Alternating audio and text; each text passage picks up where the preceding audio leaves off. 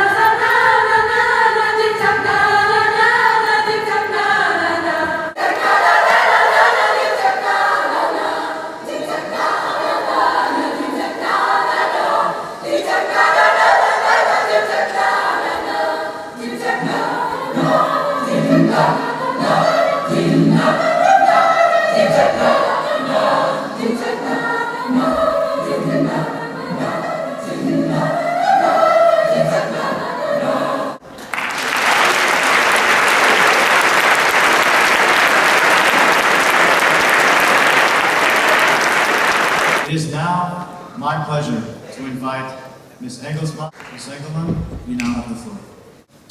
Welcome for you all here in The Hague.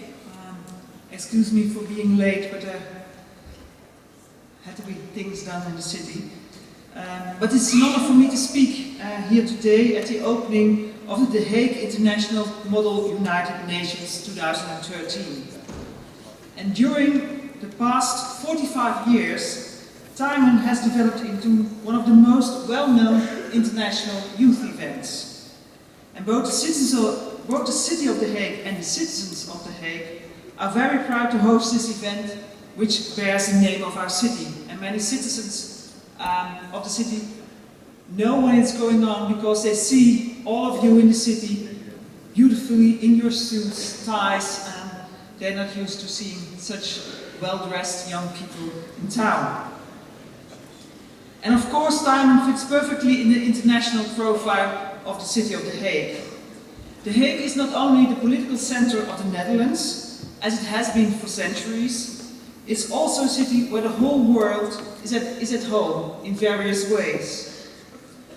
First of all, as the international city of peace and justice, The Hague is home to more than 130 international institutions, organizations and NGOs. And after New York, The Hague is the second UN city in the world. The only official body of the United Nations located outside of New York is founded here in The Hague, the International Court of Justice.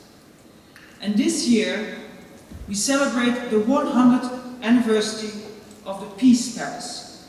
The Secretary General of the United Nations, Ban Ki-moon, congratulated the city on the centenary.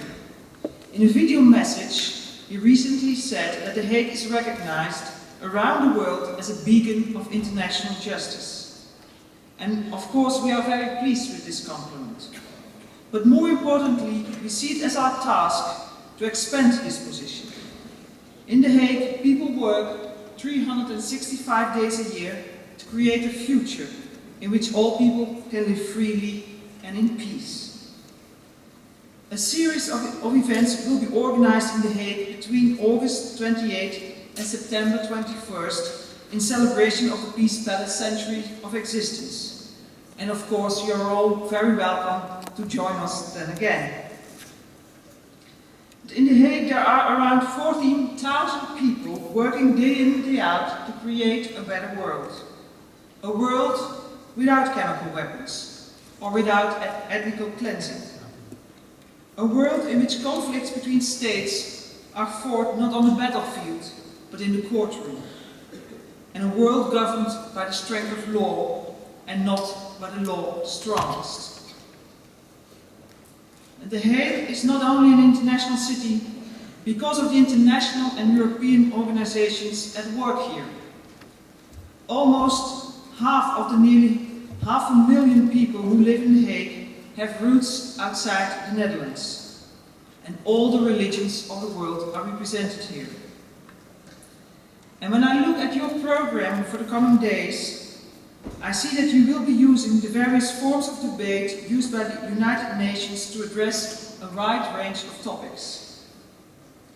Tijmen inspires the City of The Hague to implement other initiatives as well. In February 2014, the Peace Palace will be the focus of international justice, when secondary school students from around the world come here to hold a moot court competition, concentrating on a problem in the field of international justice. But the coming days, it's up to you to debate, to discuss and to negotiate about current political issues. I would prefer to see the political problems you will face not as threats, but as challenges. A challenge to create a safe and peaceful world. The challenge we all face is to find solutions. Solutions that will ensure that a growing portion of the world's population is not left without the basic essentials of life. Solutions that prevent political conflicts, or even worse, armed conflicts.